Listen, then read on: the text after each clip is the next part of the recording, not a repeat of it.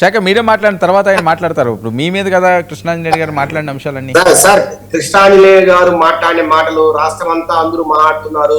లేదంటే ఆయన ఏదో ఒక రోజుకు 1,00,000 మందిని సర్వే చేసినట్టు, లేదంటే రకరకాలుగా మాకు నీతులు చెప్పినట్టు.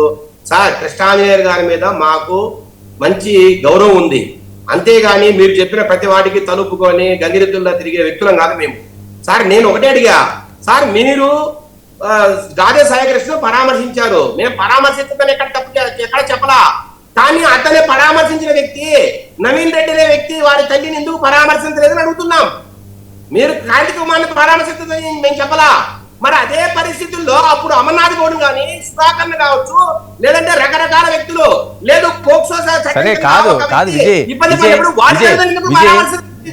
విజయ్ ఒకటే అర్థం కాదు, మీరు అర్థం చేసుకోవాల్సింది వాళ్ళు అలా చేశారు కాబట్టే కదా 11 సీట్లు వచ్చినాయేమో.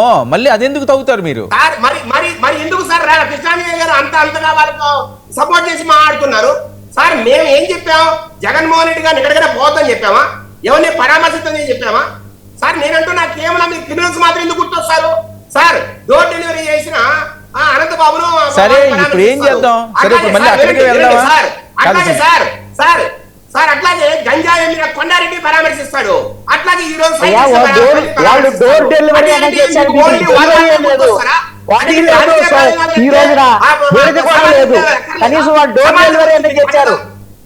ఎంతసేపు మీరు మీరు మీరు చెప్పేది కరెక్టా? సార్ నేను అంటున్నా కనీసం బోర్డు కూడా లేదు. నేను అన్నిటికీ సమాధానం ఓపిక పట్టండి సార్, అన్నిటికీ సమాధానం ఇస్తా. సార్ మేమేమి సిఏ నాగరాజు గారిని వెనకేసుకు రావట్లేదు.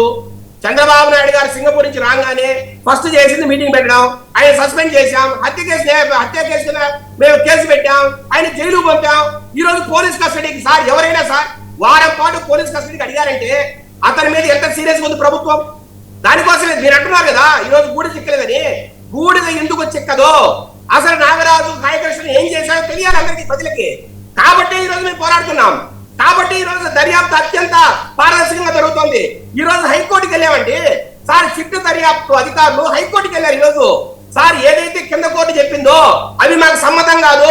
10 to 5 ఏంటండి, మాకు ఎక్కువ టైం కావాలి, మేము నాగరాజు గారిని మొత్తం విచారించాలని హైకోర్టుకు పోయి ఈ రోజు హైకోర్టు దగ్గర మేము ఆ రకంగా మేము కండిషన్స్ కి అప్లై కాకుండా తెచ్చే పరిస్థితి. మేము అన్ని చేస్తూ ఉంటే మీరు ఇంకా మమ్మల్ని విమర్శించడం ఏంటండి? సార్ చంద్రబాబు నాయుడు గారి పరిపాలన మీకు తెలియదా? ఎంత పారదర్శకంగా ఉంటుందో, శాంతి భద్రతలు ఎంత అద్భుతంగా పనిచేస్తాయో మీకు తెలియదా?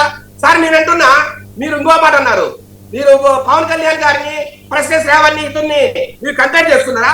అంటే మీరు కృష్ణాంజనేయులు గారు ఏం మాట్లాడతారు సార్? పవన్ కళ్యాణ్ గారు మాట్లాడలేదా అంటున్నారు. పవన్ కళ్యాణ్ గారు ఎప్పుడు మాట్లాడారు? ఎప్పుడైతే వైసీపీ ఎమ్మెల్యేలు కొడాలి నాని, పేరు నాని, ఆర్కే రోజా లాంటి వ్యక్తులు ఆయన బండ బూతులు తిడితే, పోసాని కృష్ణమురళి వాళ్ళ కూతల్ల పుట్టుక గురించి మాట్లాడితే ఆ రోజు రియాక్ట్ అయ్యాడు పవన్ కళ్యాణ్ గారు. సరే మరి ప్రశ్న రావని ఎవరు ఇబ్బంది పెట్టారు? అసలు జన శ్రావణ్ కుమార్ ఎవరు ఇబ్బంది పెట్టారు? మీరు మతపరమైన మీటింగ్లు పెట్టుకొని ఆ రకంగా అన్యాయంగా అక్రమంగా ప్రభుత్వంలోని పెద్దలను నీచాతిరీతిగా తిడుతూ ఉంటే ఎవరు యాక్షన్ తీసుకోరా? పోలీస్ కేసులు పెట్టరా? మీ ఇష్టానుసారం తిడుతూ ఉంటే, మీ ఇష్టానుసారంగా మాట్లాడుతూ ఉంటే ఓపిక పట్టాలనా? దీన్ని మీరు నిర్బంధం అంటారా? దీన్ని ప్రజా వ్యతిరేకత అంటారా?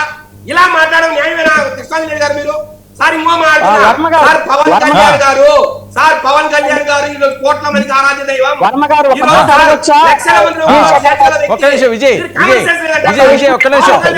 విజయ్ ఇస్తాను ఒక్క నిమిషం. ఆయన ఏదో అడుగుతున్నారు, ఒక్క నిమిషం ఇస్తాను. విజయ్ ఆయన ఏదో అడుగుతున్నాడు, మీరే మాట్లాడండి. ఒక్కటే ప్రశ్న అడుగుతున్నా. మీరు చెప్పారుగా పవన్ కళ్యాణ్ వాళ్ళందరూ తిడితే ఆ విధంగా మాట్లాడాడు అని చెప్పారు కదా, వీళ్ళని ఎవరు ఇబ్బంది పెట్టారని అడిగారు కదా. మీ ఎమ్మెల్యే డిప్యూటీ స్పీకర్ రఘురామకృష్ణరాజు క్రైస్తవులకు సంబంధించినటువంటి వాళ్ళ మొత్తాన్ని కూడా అవమానపరిచేటువంటి విధంగా, వాళ్ళ దేవుని అవమానపరిచేటువంటి విధంగా, ఆంధ్రప్రదేశ్ లో మతపరమైనటువంటి ఘర్షణలు రేపేటువంటి విధంగా చేసిన తర్వాత వాళ్ళు చంపెట్టుకున్నారు. ఆ సమయం చేసుకోలేని సార్ వినండి, ఒక దేవాలయం ఉంది అగ్గివీళ్ళు, దాన్ని అడ్డుకుంటున్నారు, ఇది న్యాయం కాదని మాట్లాడారు. సార్ మీకు ఇబ్బంది అయితే ఆయన మీద మాట్లాడండి, మేమేం కాదట. కానీ మీరు ప్రభుత్వం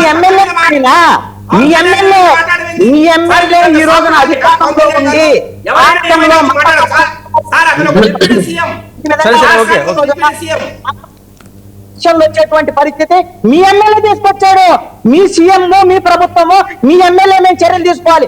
వాళ్ళ కడుపులో తిట్టారు ఖచ్చితంగా. మీ పవన్ కళ్యాణ్ ఎలా తిట్టారు వాళ్ళు కూడా అంతే తిట్టారు. మరి పవన్ శాంతి భద్రత సమస్య సృష్టించాడా? మా ఎమ్మెల్యే లాండ్ ఆర్డర్ అగ్రెస్ట్ గా పోయాడా? శాంతి భద్రత సమస్య సృష్టించాడా? లేదంటే ఒక మతానికి ఎవరైనా తోలాడా? క్రిస్టియన్లు అక్కడ అడ్డుపడుతున్నారు, ఇది న్యాయం కాదని మాట్లాడారు. అంతేగాని తోలాడా? ఏదైనా రకరకాల ఇబ్బందులు పడి మాట్లాడా? ఏం మాట్లాడాడు? కృష్ణాంజలి గారు మీ వాయిస్ బ్రేక్ అవుతుందండి. ఇద్దరు మాట్లాడితే వాయిస్ బ్రేక్ అవుతుంది. సార్ కృష్ణాంజలి గారు ఒక పార్టీకి చెందిన వ్యక్తిగా మాట్లాడడం కరెక్ట్ కాదు. మీరు అనలిస్ట్ గా మీ భావాలు చెప్పండి, న్యూట్రల్ గా మాట్లాడండి. కానీ మీరు వన్ సైడ్ ఒక పార్టీకి చెందిన వ్యక్తిగా కృష్ణాంజలి గారు మీ వాయిస్ బ్రేక్ అవుతున్నది. ఇద్దరు మాట్లాడుతుంటే అది ఇబ్బందిగా ఉన్నది. భద్రతల్ని అదుపు చేయలేనటువంటి పరిస్థితి ఉంటే శాంతి భద్రతలకు విఘాతం కలిగేటువంటి ఈ రోజున జనసేన వాళ్ళు పోలీస్ స్టేషన్లు గోడ దూకుతున్నారు. మీ ప్రభుత్వంలో ఉండి మాట్లాడకుండా ఎలా ఉంటాం?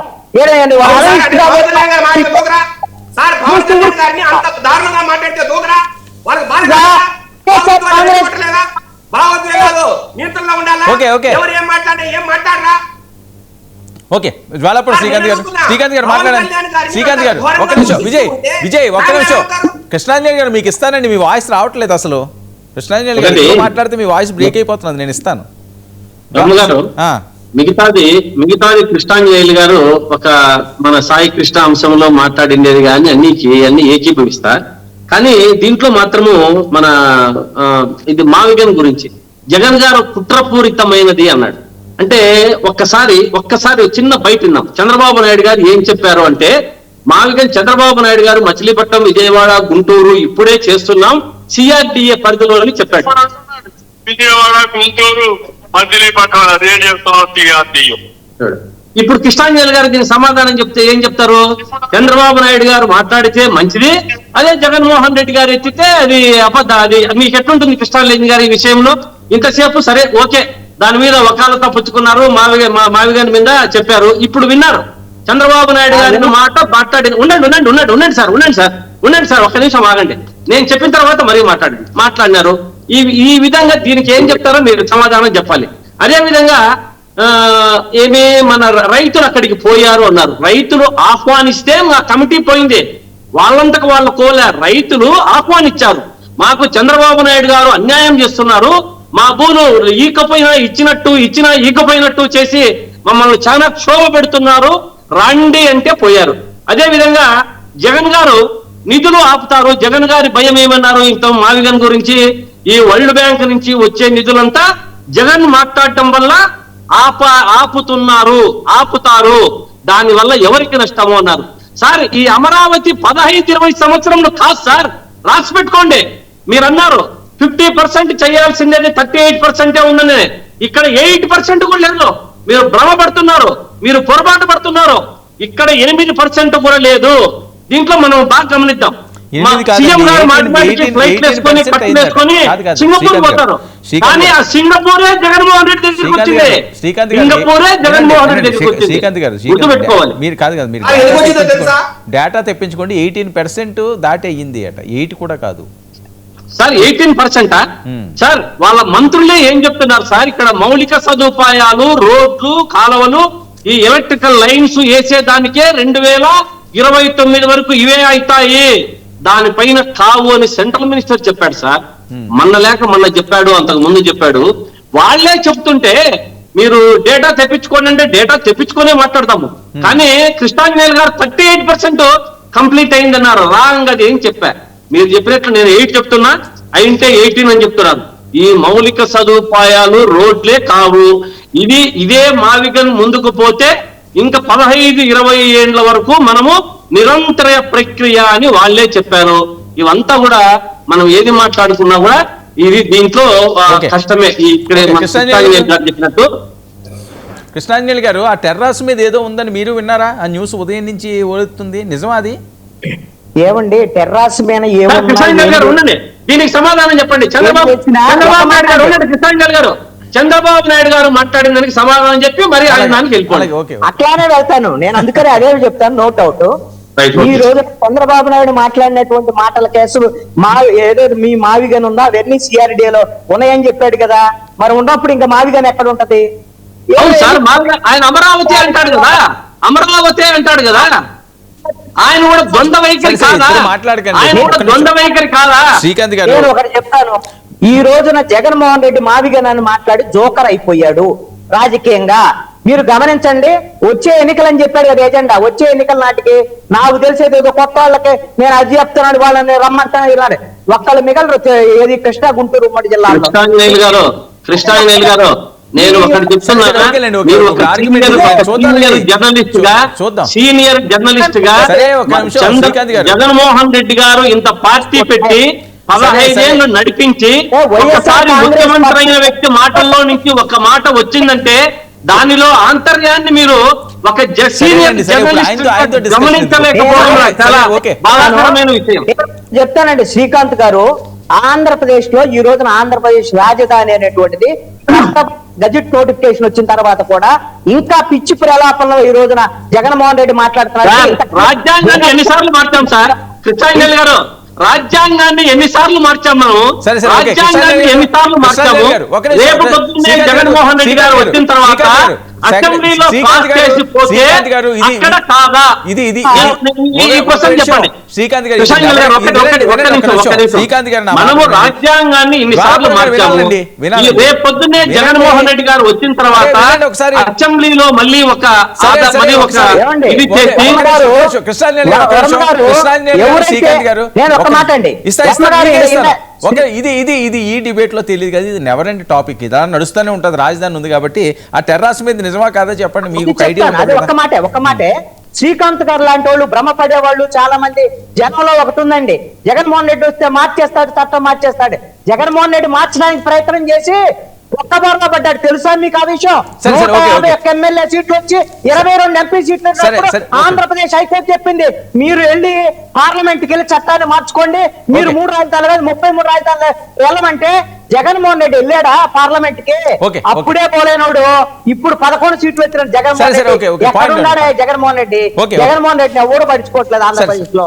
ఇది వదిలేసేయండి. ఇంకా ఈ రోజున పోలీస్ స్టేషన్ టెర్రాస్ మీద ఏదైతే అవి ఉన్నాయి ఇవి ఉన్నాయని చేస్తున్నారో ఇదంతా కుట్రపూరితమైనటువంటి ఆలోచనలతో ఈ కేసును తప్పుదారి పట్టించడం కోసం ఏదైతే బూడిద కూడా లేకుండా మాయం చేసినటువంటి వాళ్లే వేరే ఈ ఎముకలు ఇలాంటివన్నీ పెట్టి దాన్ని డైవర్ట్ చేసేటువంటి విధంగా తీసుకొచ్చి దాన్ని పోలీసులు ఎలాగో ఒకటి వచ్చిందనంటే దాన్ని సిట్టు ప్లాన్ అన్నమాట. ఇదంతా తీసుకెళ్లి మేము మొత్తము DNA టెస్టులు ఇవన్నీ చేయిస్తున్నాం, మేము సీరియస్ గా ఉన్నాం. ఇప్పుడు ఆయన చెప్తున్నారు కదా విజయశేఖర్ రెడ్డి గారు, ఆయన ఏం చెప్తున్నాడు? మా సిట్ వెళ్ళింది, హైకోర్టుకి వెళ్ళింది, ఆయన విచారించాల్సిందే అని అడుగుతుంది. అసలు మీ విచారణే ఆయన కాపాడటానికాయ, ఆయనతో కలిపి మీరు నాటకం ఆడుతున్నటువంటి పరిస్థితుంది.